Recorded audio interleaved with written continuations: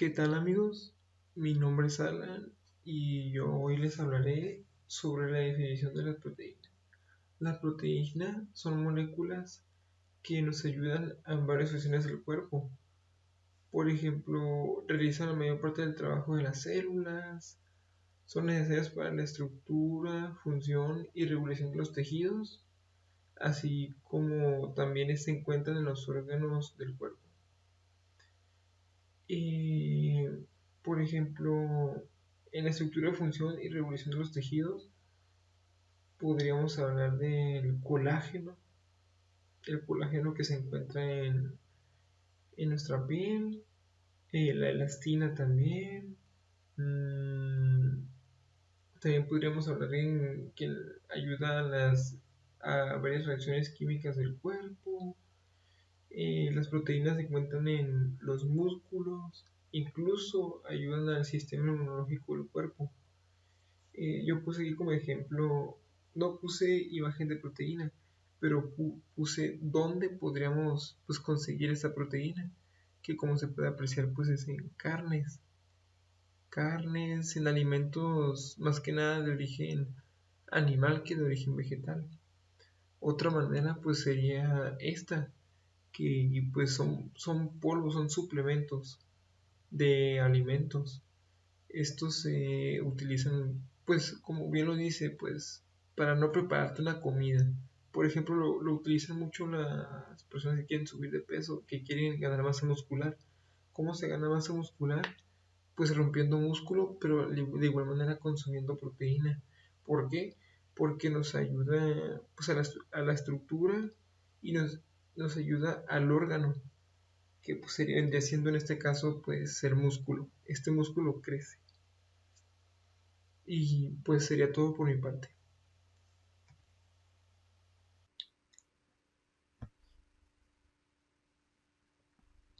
Buenas tardes, el día de hoy yo les voy a explicar sobre la clasificación de las proteínas. Las proteínas pueden clasificarse en diferentes formas, según su estructura, función y origen.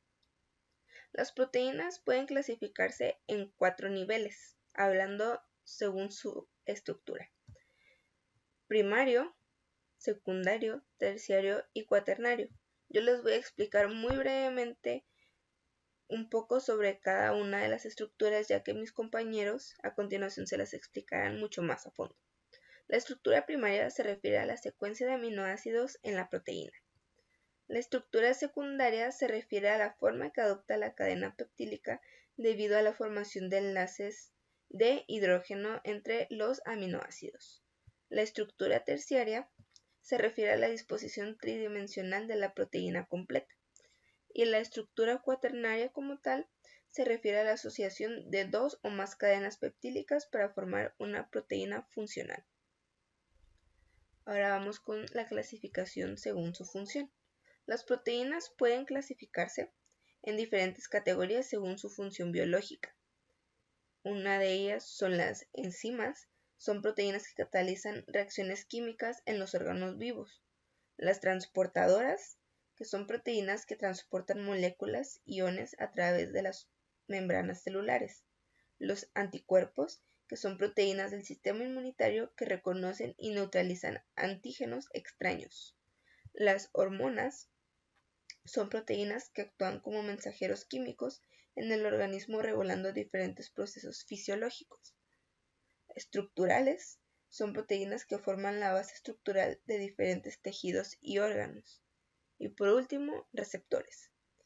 Son proteínas que se encuentran en la superficie de las células y que se unen a moléculas señaladoras, transmitiendo señales al interior de la célula. Y ahora vamos con la clasificación según su origen. Las proteínas pueden clasificarse según su origen en dos categorías principales: proteínas endógenas y proteínas exógenas.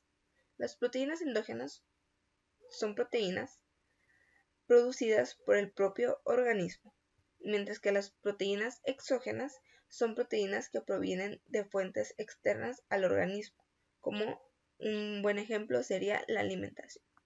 A continuación les plantearé dos ejemplos.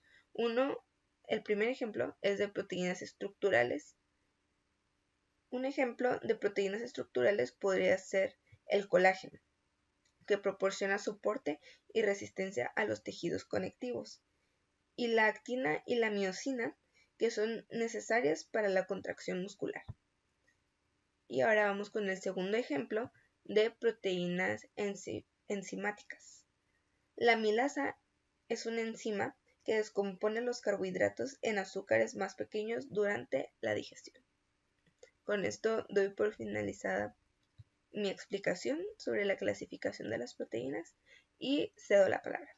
Función de las proteínas. Las proteínas determinan la forma y la estructura de las células y dirigen casi todos los procesos vitales. Las funciones de las proteínas son específicas de cada una de ellas y permiten a las células mantener su integridad, defenderse de agentes externos, reparar daños, controlar y regular funciones, etc. Yo les voy a hablar sobre la estructura primaria y secundaria de las proteínas. La estructura primaria de un polipéptido es la secuencia lineal específica de aminoácidos que constituyen la cadena, 20 bloques de construcción diferente. La variedad de secuencias posibles es esencialmente ilimitada. Como podemos observar por su forma, pues la estructura es muy sencilla. Y pues la información para el orden preciso está codificado dentro del genoma de dicho organismo. Las proteínas, que son las moléculas más complejas que tiene una célula, eh, pues tienen una subestructura definible que no es regular ni repetitiva a diferencia de los polisacáridos. Ahora tenemos la secundaria. La estructura secundaria describe la conformación de porciones de la cadena polipeptídica. Consiste en unos pocos aminoácidos unidos y las cadenas polipeptídicas existen en conformaciones preferidas que proporcionan la mayor cantidad posible de enlaces de hidrógeno entre los aminoácidos vecinos. Como podemos ver, la estructura ya es un poco más compleja y pues vienen dentro de la estructura pues hay más aminoácidos unidos. A diferencia de la estructura primaria, la secundaria puede generar enlaces de hidrógeno. Y tiene dos láminas, que es la lámina A, la alfa, que es un espiral cilíndrico, y torcido. Este lo podemos encontrar en la queratina, que es en el cabello, en las uñas. Y por otro lado tenemos la lámina B, que es la lámina beta, y pues consiste igual en varios segmentos de un polipéptido que adopta una conformación pegable. Como ya había mencionado, el, en la lámina alfa también lo podemos ver en el oxígeno, como en la hemoglobina y la mioglobina.